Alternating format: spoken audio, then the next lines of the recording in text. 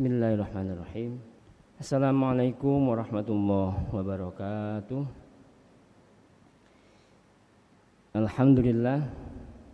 Alhamdulillahi wa kafa. Wassalatu wassalamu ala Rasulillah Muhammadanil Mustafa wa ala alihi wa ashabihi wa man iqtada wa qatafa. Amma ba'du. Allahumma anfa'na bima 'allamtana wa 'allimna ma yanfa'una warzuqna 'ilman tanfa'una bih. Allahumma inna nas'aluka 'ilman nafi'a wa rizqan wasi'a wa 'amalan mutaqabbala. Amin. Allahumma amin. Jamaah salat zuhur yang saya muliakan karena Allah. Alhamdulillah Allah masih beri kita nikmat iman sehingga kita masih diberi taufik, hidayah taufik untuk bisa sholat zuhur dan sejenak kita ngaji, kita niatkan i'tikaf sambil mencari ilmu. Semoga Allah berkenan menerima seluruh amal ibadah kita. Amin. Allahumma amin. Salat dan salam semoga dilimpahkan atas Nabi kita Muhammad sallallahu alaihi wasallam, keluarga, sahabat tabi'in, tabi'in hingga hari kiamat kelak. Mari kita mulai acara kita dengan baca suratul Fatihah. A'udzubillahi Bismillah. Alhamdulillahirabbil alamin. Iyyaka na'budu wa iyyaka nasta'in. Siratal ladzina an'amta 'alaihim ghairil waladdallin. Amin. Baik Bapak Ibu yang saya muliakan karena Allah, kita lanjutkan ngaji kita tentang fikih. Kemarin sudah kita bahas tentang biografi, sejarah dan perkembangan dari mazhab Hanafi, mazhab yang paling senior. Maka sekarang ini kita akan ngaji ke mazhab berikutnya, mazhab Maliki, ya. Mazhab Malik atau mazhab yang ditaksis atau diinisiasi oleh Al-Imam Malik. Ini sudah saya terjemahkan, cuman mohon maaf karena ada di laptop satunya, sementara laptop yang satunya ini lagi error. Insya Allah di pertemuan berikutnya bisa kita tampilkan. Ini masih terjemah, masih dalam bahasa Arab, mazhab Malik. Baik, bismillahirrahmanirrahim. Kalau mazhab Hanafi yang sudah kita bahas pada pertemuan kemarin, bahwa corak dan ciri khas dari mazhab Hanafi itu adalah banyak dominasi di nalarnya, di dalil-dalil aklinya, menurun. Jazakallahu khair. Dalil akal, logikanya lebih dominan karena kita sudah tahu semua kondisi beliau di Kufah, di Irak, di mana perbendaharaan hadis di sana sangat terbatas sekali. Maka beliau mengkhawatirkan dan mengantisipasi jangan sampai nanti ada hadis-hadis palsu yang beliau terima. Maka kemudian itulah beliau mengambil ijtihad lebih dominan dengan di akalnya, ya, di logikanya. Walaupun tetap mengambil nas Al-Quran dan hadis Nabi Muhammad SAW. Nah, kalau Imam Mazhab Al-Imam Malik bin Anas rahimahullah, ini beda dengan sahabat Nabi yang bernama Anas bin Malik. Ada sahabat Nabi namanya Anas bin Malik. Bukan jalur keturunan beliau, bukan, berbeda, ya. Walaupun namanya dibalik, Malik bin Anas. Kalau sahabat Nabi namanya Anas bin Malik. Memang nama-nama Arab itu tidak sekreatif orang Indonesia, ya. Orang Indonesia itu kreatif sekali membuat nama. Kalau orang-orang zaman dulu, para sahabat Nabi itu mesti namanya terbatas, ya itu saja. Makanya kita temukan ada nama putri Rasulullah, juga sekaligus dijadikan nama cucunya Rasulullah dari jalur Ali bin Abi Thalib. Ya, jadi nama itu sering berulang-ulang. Ya, itulah mengapa di Arab ini hanya cukup satu nama saja. Nah, kalau ada orang mau berangkat haji umroh harus nambahi 3. Ya toh? Nah, di Indonesia ini alhamdulillah nama bisa bukan 3 kata, 5 kata. 5 kata. Muhammad, Rafael apa sampai 5. Orang Arab enggak, cukup 1 kata. Nanti nasabnya ke bapaknya. Bapaknya siapa? Begitu aja. Nah, kalau ini Imam Malik bin Anas, berarti Malik anaknya Bapak Anas, begitu aja. Nah, makanya kalau ada orang disebut nama, di sini ada sekumpulan orang, kemudian dipanggil, misalnya nama Muhammad yang paling populer, itu yang noleh bisa 20 orang. Karena nama Muhammad ini sangat populer. Baik, Imam Malik bin Anas rahimahullah huwa, maaf kalau nggak bisa dibaca nggih karena kecilan. Malik bin Anas al-Asbahi, nama lengkap beliau, dilahirkan tahun 93 Hijriah. Hanya selisih 13 tahun dengan kelahiran Imam Hanafi. Bedanya Imam Hanafi ada di Kufah di Irak, sementara Imam Malik di Madinah. Wa tuwfiya sanah, dan meninggal tahun 179 Hijriah di Madinah. Jadi Imam Malik ini, Bapak-bapak, adalah imam, seorang ulama besar yang tidak pernah keluar dari kota Madinah, tidak pernah. Jadi beliau tidak pernah safar kemana-mana, ya di Madinah, mulai lahir sampai wafat. Wafat 179 Hijriah, berarti umur beliau adalah 7 tambah 79, 86 tahun beliau wafat. Ya. Wadufina bil Baqi, dimakamkan di pemakaman Baqi di dekat Masjid Nabawi. Ya. Cuman jenengan cari nggak bakal ketemu karena nggak ada tulisannya. Di mana Imam Malik? Ya. Ya. Nah, corak dari mazhab Imam Malik ini, bapak-bapak, ibu-ibu, berbeda dengan corak mazhab Hanafi.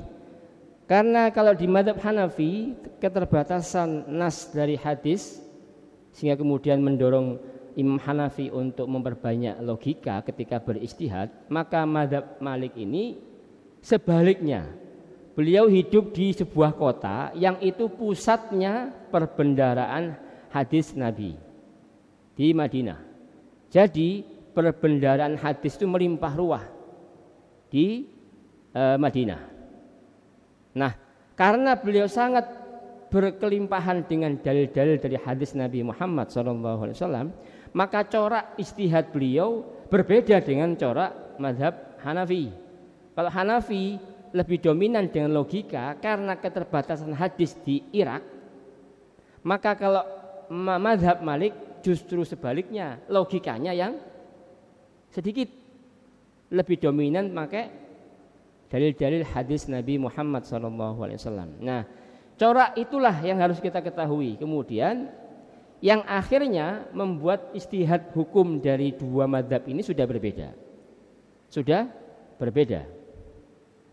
Coba kita lihat di sini, ketika Imam Malik lahir 93 Hijriah, berarti hanya berjarak 80 tahun saja dengan wafatnya Nabi Muhammad SAW. Sangat dekat sekali. Sangat dekat. Kita lihat ashhuru syuyukhihi. Siapakah guru-guru beliau yang terkenal? Imam Nafi, Ibnu Syihab Az-Zuhri, Muhammad bin Munkadir, Abdullah bin Zakwan, Zaid bin Aslam, Hisham bin Urwah, Rabi'atul Ra'yi wa ghairuhum katsir. Ini semua ini diantaranya adalah termasuk 7 ahli fikih Madinah. 7 ahli fikih Madinah. Yang dimana beliau mengambil sanad ilmu beliau dari ini. Ini guru-guru beliau semua ini. Ya, berarti Imam Malik ini nanti sanadnya ketemu dengan Imam Hanafi di Imam Nafi. Imam Nafi ini budaknya Abdullah bin Umar radhiyallahu anhu. Budaknya Abdullah bin Umar dibebaskan. Kemudian setelah merdeka beliau belajar, cari ilmu banyak, akhirnya jadi ulama. Jadilah namanya Imam Nafi ini seorang ulama, ahli fikih di Madinah. Nah, Imam Nafi ini ke atas lagi punya guru namanya Abdullah bin Umar radhiyallahu anhu. Abdullah bin Umar radhiyallahu anhu punya guru lagi atasnya namanya tentu Rasulullah Muhammad SAW. Maka jalur ilmunya Imam Malik dengan melalui jalur Nafi ke atas, kemudian Abdullah bin Umar langsung Rasulullah, itu berapa lapis Pak? Imam Malik, Imam Nafi, Abdullah bin Umar. Berapa lapis ini? 3. 3 lapis level periwayatan hadis inilah yang disebut dengan al-silsilah al-zahabiyah, silsilah emas. Silsilah emas itu maksudnya apa? Silsilah hadis yang kecil kemungkinan ada pemalsuan. Kenapa? Jalurnya sangat pendek sekali. 3 Pak, cuman Pak. Kalau kita ini mengambil hadis Nabi, jalurnya bukan 3 Pak, 3.000. Panjang sekali ini. Jauh dari masa Nabi kita, jauh sekali. Maka Imam Malik ini jalur periwayatan hadisnya itu sangat dekat sekali dengan Nabi Muhammad sallallahu alaihi wasallam, ya. Ya. Dari sini saja kita mengetahui bagaimana beliau ini dekat dengan sanad ilmunya dari Rasulullah Muhammad sallallahu alaihi wasallam. Sekarang kita lihat asyhuru talamidhihi, murid-murid beliau yang paling terkenal, Muhammad bin Hasan. Nah, Muhammad bin Hasan ini Pak Asy-Syaibani nama lengkapnya, muridnya Imam Hanafi. Jadi ini kalau kita buat kayak peta itu saling menyambung ini. Imam Nafi nyambung sama Imam Hanafi, Muhammad bin Hasan Asy-Syaibani nyambung ke Imam Malik. Jadi saling mengambil ilmu, saling meguru, ya. Muhammad bin Hasan Asy-Syaibani, Asy-Syafi'i berarti muridnya Imam Malik. Asy-Syafi'i itu muridnya Imam Malik. Coba kita berbahasa lagi, bisa nggak ini? Nah ini dia, bisa.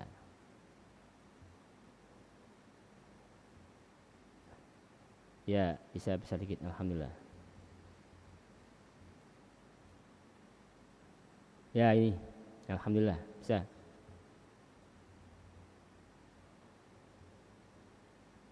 Nah, agak kelihatan Pak ya. Nah, Syafi'i, Imam Syafi'i itu muridnya Imam Malik. Nah, jadi Imam Syafi'i ini juga berguru kepada Hasan Asy-Syaibani.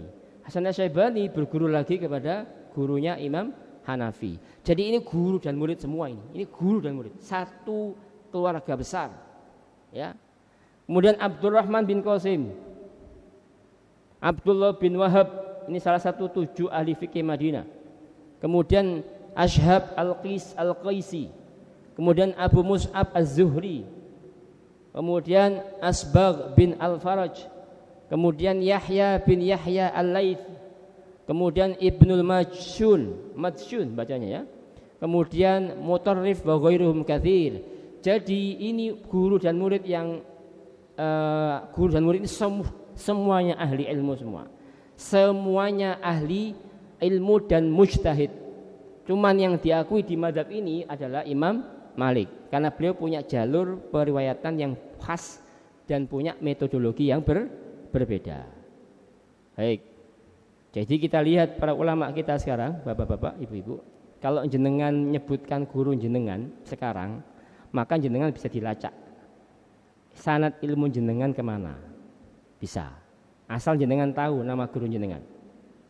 Ya, sama kalau jenengan punya murid, misalnya jenengan ngajar, maka murid dan guru jenengan itu akan nyambung.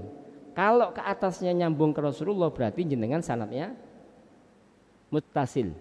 Nah, sanad jenengan muttasil sampai ke Rasulullah Muhammad SAW. Tapi kalau jenengan enggak punya guru, bahaya. Berarti guru kita adalah setan. Belajar karpe dewe, itu bahaya itu. Nah, Asyhuru musannafatihi, karya-karya beliau yang paling terkenal, Muwatta, kitab hadis Al-Muwatta. Kitab hadis Al-Muwatta ini sudah tertulis, sudah dibuat oleh Al-Imam Malik jauh sebelum Imam Bukhari lahir. Imam Bukhari lahir tahun berapa, Pak? 100? Pak salah, Pak. Itu Imam Syafi'i itu. Imam Bukhari lahir 194 Hijriyah. Imam Malik lahir tahun 93 Hijriyah. Hampir 1 abad sebelum Imam Bukhari lahir, ada ulama besar mengumpulkan kitab-kitab hadis-hadis dalam satu kitab, namanya judulnya Al-Muwatta. Jadi sebelum Imam Bukhari buat kitab hadis sudah ada itu, Pak. Sudah ada Muwatta. Dan ternyata di masa beliau kitab hadis namanya Muwatta ini banyak, Pak, enggak hanya satu. Banyak. Maka Imam ditanya, "Wahai Imam Malik, kenapa jenengan kasih nama kitab jenengan dengan nama judul Al-Muwatta di mana banyak kitab lain namanya juga sama?" Apa kata Imam Malik? Biarkan nanti keikhlasan yang menentukan mana kitab ini yang akan bertahan. Begitu. Ternyata seluruh kitab-kitab lain yang ditulis ulama lain di masa beliau kalah pamor sama kitab Al-Muwatta. Jadi ini kitab hadis pertama. Kenapa kok nggak terkenal? Ya karena tidak membuat satu definisi khusus tentang hadis sahih. Apakah ini ada hadis dhaifnya? Bisa jadi dhaif ada menurut kriteria Imam Bukhari. Tapi menurut kriteria Imam Malik itu tidak dhaif, beliau masukkan. Begitu Bapak Ibu, ya. Jadi kitab hadis ini menjadi kitab hadis pertama yang dibuat di masa itu. Ya. Maka seluruh ulama murid-murid beliau, Imam Syafi'i, kemudian Hasan Asy-Syaibani mengambil hadis dari Imam Malik melalui kitab ini, Al-Muwatta ini. Ya. Jadi silsilah hadis itu begitu.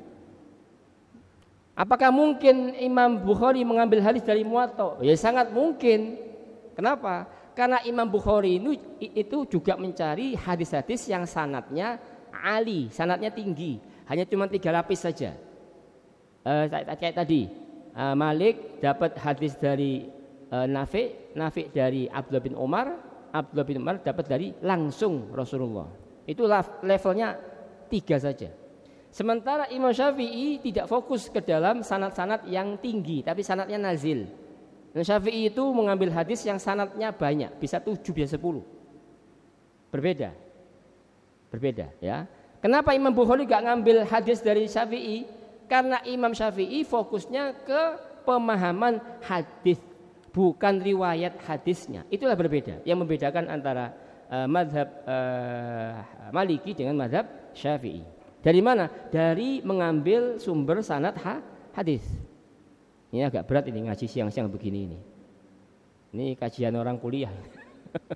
Kajian orang kuliah. Mohon maaf. Baik, saya berusaha mudahkan saja.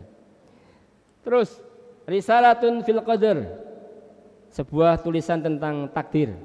At-tafsir li gharibil Quran. Beliau membuat tafsir tentang kalimat yang asing dalam Al-Quran. Risalatun fil fatwa, sebuah tulisan tentang fatwa. Risalatun fil uqdiyah, ya. Kemudian risalatun ilal Laits bin Sa'ad, sebuah tulisan khusus kepada Laits bin Sa'ad, seorang mujtahid. Ada mazhab Laits, Pak, Imam Laits. Cuman mazhab ini sudah punah. Tidak ada, enggak bertahan. Ini asyhuru musannafatihi. Nah, seluruh ulama-ulama di masa beliau ketika Imam Malik masih hidup tidak berani berfatwa. Maka ada sebuah kalimat, la yufta wa malikun bil Madinah. Tidak ada yang berani berfatwa sementara Imam Malik ada di Madinah. Nah, lanjut. Kita sekarang ini. Nah, ini yang penting Bapak-bapak, Ibu-ibu. Usulu madhabihi. Usul madhab itu inilah yang sekarang banyak disebut-sebut sama orang-orang awam manhaj. Sebenarnya bukan manhaj itu. Usul madhab. Ya, manhaj kita Al-Quran dan Sunnah. Tapi bagaimana memahami Quran dan Sunnah itu butuh usul, butuh kaidah-kaidah yang setiap mazhab punya kaidah yang berbeda. Maka kita perhatikan di sini, Bapak-bapak Ibu. Ada berapa usul mazhabnya mazhab Malik? Berapa, Pak? 11. Sementara mazhab Hanafi kemarin 7. Apa saja metodologi untuk menggoreng dalil? Nah, ini mudahnya, Pak. Metodologi menggoreng dalil. Jadi dalil itu mesti digoreng, Pak. Diolah. Oleh siapa? Oleh orang ahlinya. Siapa yang ahlinya? Para imam mujtahid, di antaranya Imam Malik. Maka metode apa yang dibuat oleh Imam Malik? Berbeda dengan Hanafi. 1, 4-nya sama. 1, 2, 3, 4 sama. Perhatikan ini, Al-Quranul Karim. Berarti beliau mengambil dalil nomor 1 itu Al-Quran. Clear, jelas. Nomor 2, As-Sunnah An-Nabawiyah, Sunnah Nabi. Maka mazhab Malik mengambil dalil dari Quran dan Sunnah. Cukup? Enggak. Ada 8, 9 lagi. 3, ijma. Ijma, sepakat, kesepakatan ulama. 4, qiyas, analogi. Mazhab Hanafi, mazhab Maliki, mazhab Syafi'i, mazhab Hambali, 4 poinnya semua sama. Quran, Sunnah, ijma, qiyas. Nanti sumber dalil yang kelimanya 4 mazhab ini berbeda semua. Nah, begitu Bapak Ibu. Jadi dalil metodologi untuk menggoreng dalil itu setiap mazhab berbeda. Inilah yang membuat sebuah mazhab disebut mazhab. Kalau ada sekelompok orang muslim sekarang mengambil dalil dari Quran dan Sunnah, tapi ditanya, Anda punya mazhab apa? Usul manhaj Anda apa? Quran dan Sunnah. Lewat. Maaf, Anda tidak punya manhaj Anda. Kalau cuma Quran dan Sunnah, 4 mazhab sudah lewat. Bisa dipahami? Kalau kita hanya mengejar, saya pakai Quran Sunnah Pak. Loh, 4 mazhab sudah Quran Sunnah kayak bien. Ya, jangan keliru. Ya. Ini ulama mazhab ini semua hafid Quran 30 juz dan hafal minimal hadis 500.000. Minimal 500.000. Bayangkan itu banyak seberapa itu. Nah, Bapak-bapak, Ibu-ibu, lanjutkan. Nah, 4 ini dilanjut dengan kelima, amalu ahlil Madinah, amalan penduduk kota Madinah. Nah, ini yang menjadi ciri khas mazhab Malik di sini, Pak. Nomor 5 ini, Pak. Amalnya penduduk kota Madinah. Nah, tadi sudah saya sampaikan, Pak.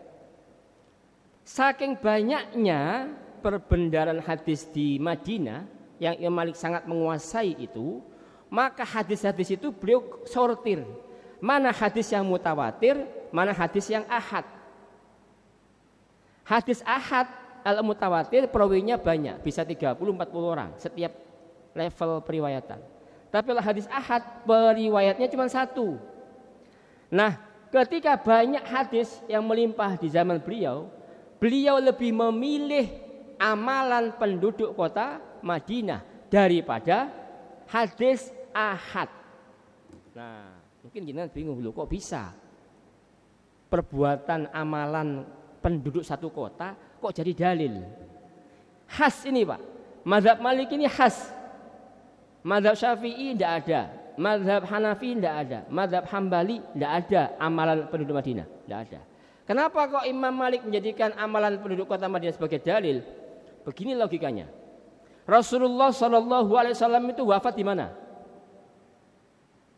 Madinah. Dimakamkan di mana? Madinah. Berarti Rasulullah SAW lah yang pertama kali membuat syariat Islam itu benar-benar tampak nyata di masa Nabi. Di mana? Di Madinah. Madinah menjadi tolak ukur menurut mazhab Maliki bahwa Ini amalan ini benar-benar nyambung kepada Rasulullah. Maka kalau ada hadis ahad bertentangan dengan amalan penduduk kota Madinah, hadis ahadnya ditolak sama Imam Malik. Kenapa? Loh, hadis ahad periwayatnya satu orang. Kalau amalan penduduk kota Madinah sak kota.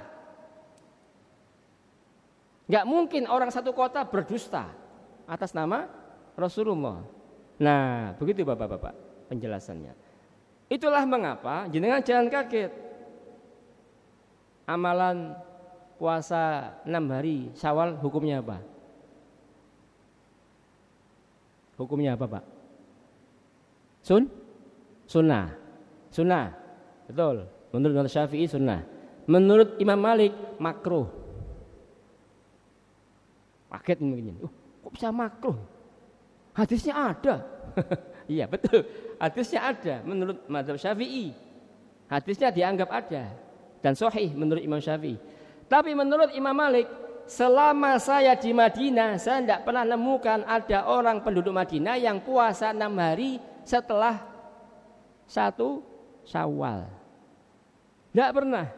Karena tidak pernah ada orang di Madinah yang puasa 6 hari di kota Madinah, maka Imam Malik menyimpulkan bahwa ini amalan tidak ada contohnya. Begitu Bapak. Nah, jenengan jangan ngotot. Imam Malik gak paham sunnah. Wah, yo lucu nanti jenengan diketawakan orang nanti. Imam Malik kok gak paham sunnah piye? Oh, Imam Malik ini julukannya Imamu Daril Hijrah. Imamnya penduduk kota Madinah. Darul Hijrah kan nama lain dari kota Madinah, tempatnya hijrahnya Nabi. Ya.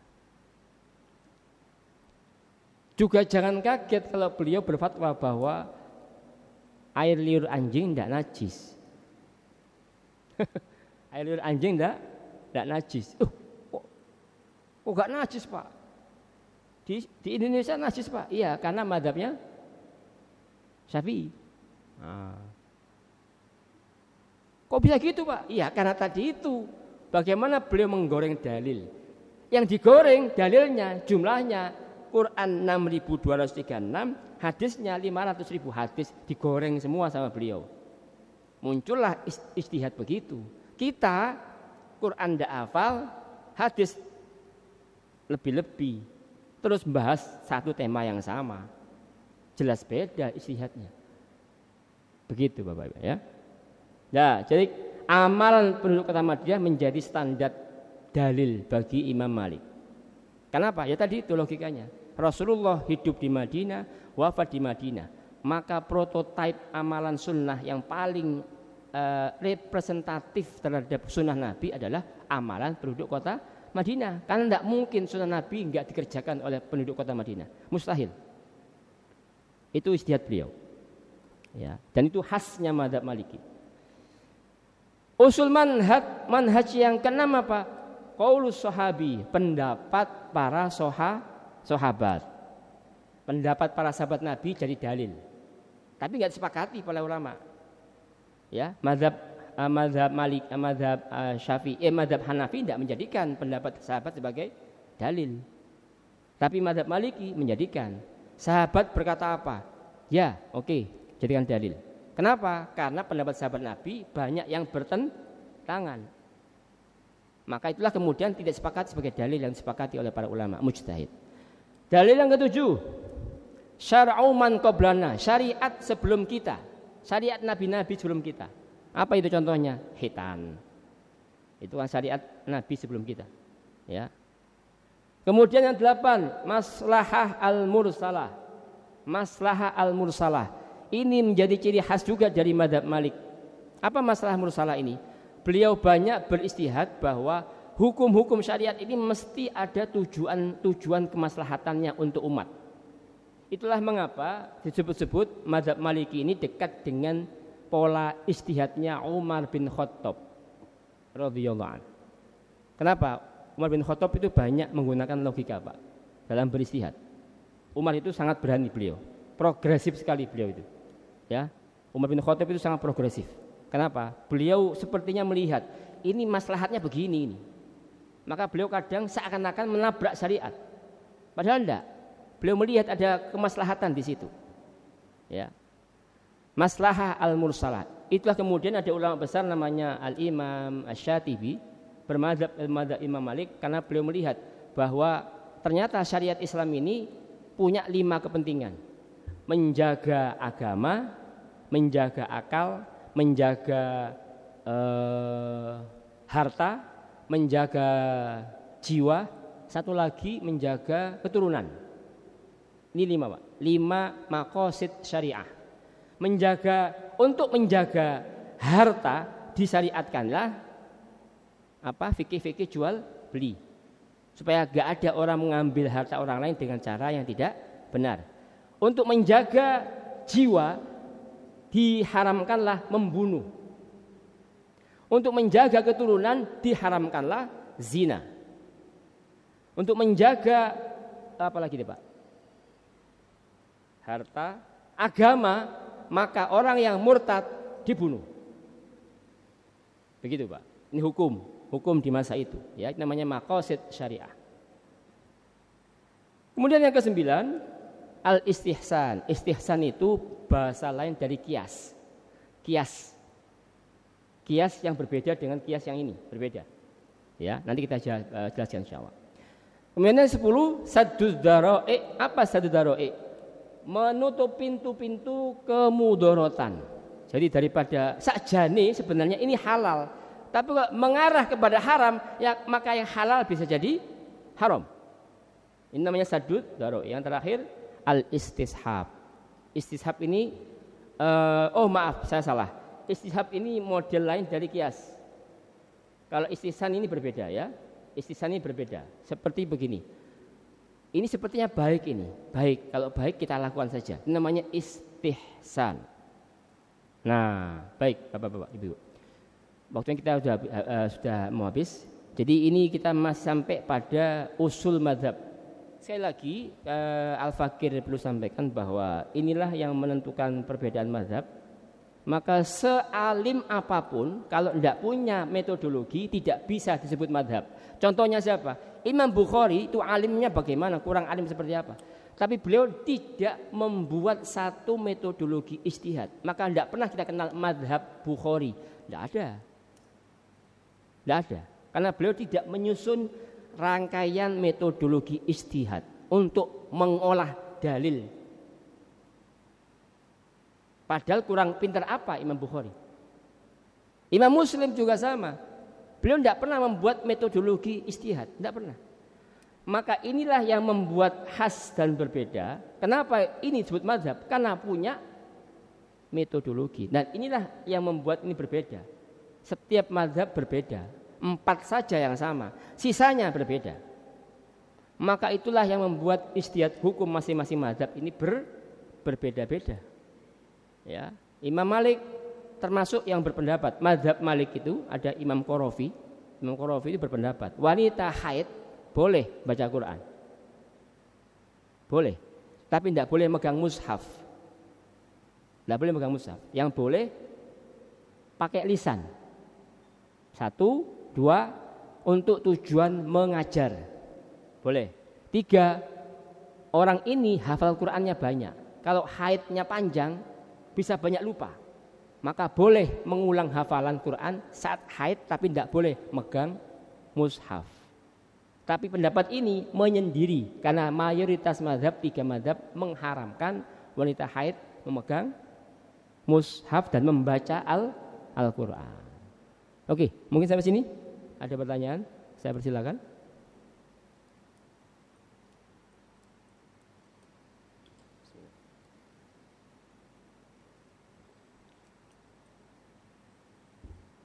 Kalau enggak ada mungkin saya tambah lagi. Kalau enggak ada. Ada. Baik, kalau enggak ada saya lanjutkan. Jadi mazhab ini bukan muncul untuk menandingi syariat, bukan. Jadi memahami dalil itu masya Allah panjang. Kronologis dan prosesnya itu panjang sekali. Ini saya belum sampaikan tentang bagaimana satu mazhab membahas dalil meneliti dalil, membantah dalil, mengkritisi dalil, itu muncullah kitab-kitab yang tebel-tebel itu, Pak. Ya.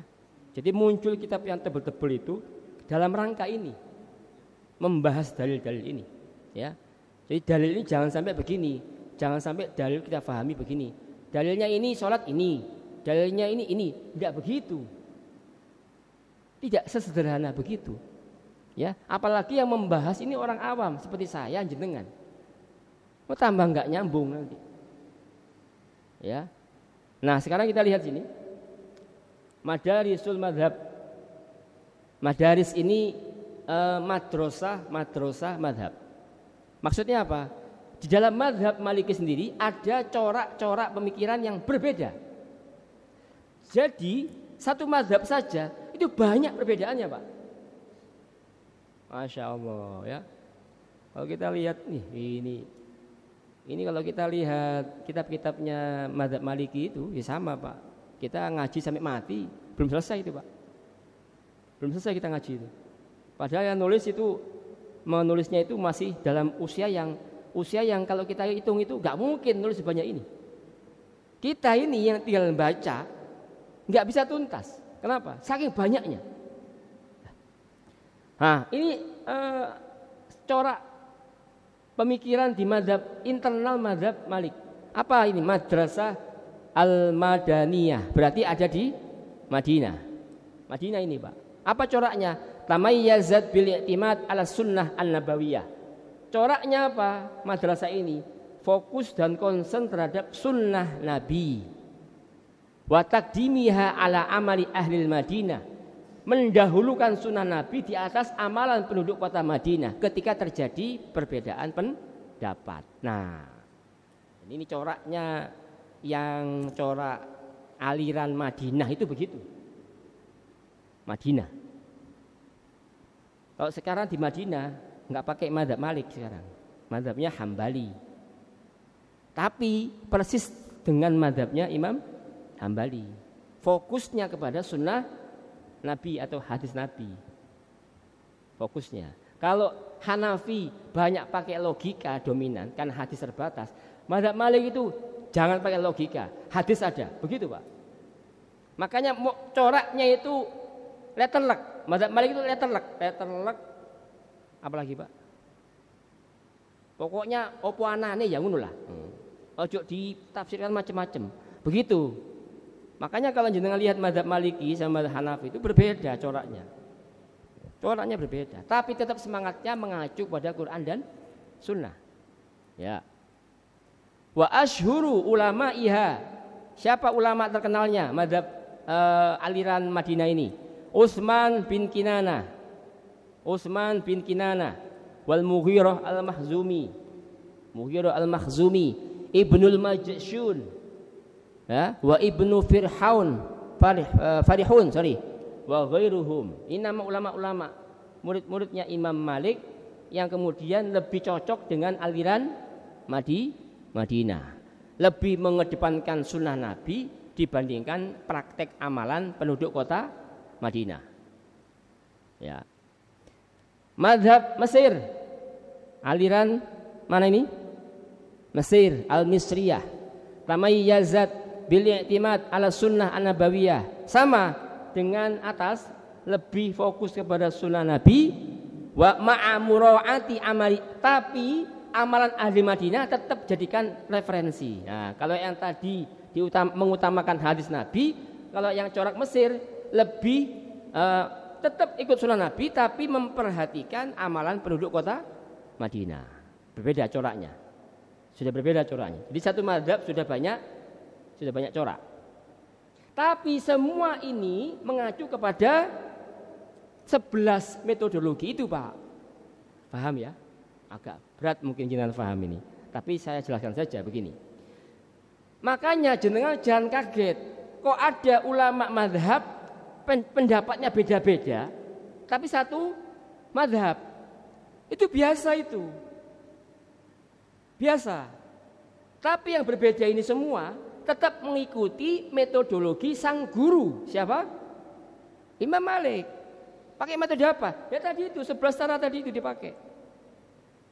Maka ulama-ulama ini yang kita sebut ini semuanya bertaklid mengikuti gurunya. Apa? Dalam masalah metodologi. Tapi hasil ijtihadnya bisa berbeda. Bisa berbeda. Tidak masalah itu, Pak. Makanya kalau kita belajar mazhab, insya Allah kita lebih banyak toleran. Kenapa? Ya beginilah mazhab itu. Yang berquran dan sunnah itu saja masih berbeda pendapat. Bermadzhab saja berbeda pendapat. It's okay, tidak masalah. Tidak apa-apa. Itulah mengapa kita harus paham sedikit banyak tentang mazhab. Supaya apa? Supaya kita ini enggak salah paham, Pak. Memahami dalil jangan sampai salah paham. Salah paham memenai agama, memenai dalil, muncul ijtihad yang berbeda. Ya. Siapa asyhuru ulama iha?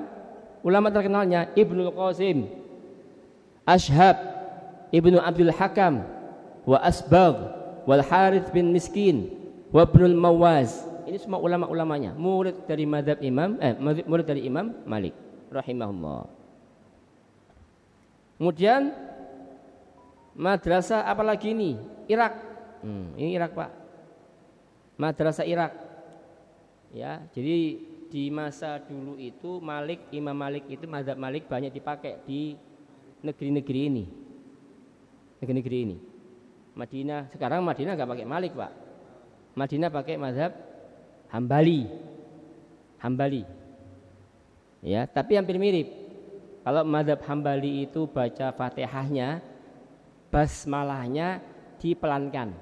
Bismillahirrahmanirrahim. Nah, kalau mazhab Malik tidak baca sama sekali.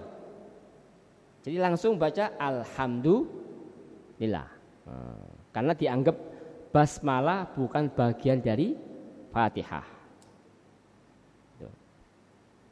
Madrasah Irak, ya, Irak ada pengikut Malikinya ada. Kalau sekarang ini mazhab Maliki banyak di Maroko, Aljazair, Libya, ya, kemudian Suriname, daerah-daerah Afrika itu banyak Maliki, Pak. Afrika itu banyak Maliki. Pokoknya daerah-daerah yang susah untuk dapat makanan halal itu banyak Maliki. Itulah mengapa, semoga saya nggak salah kutip, mazhab Maliki lah yang membolehkan makan suike. Suike itu apa, Pak?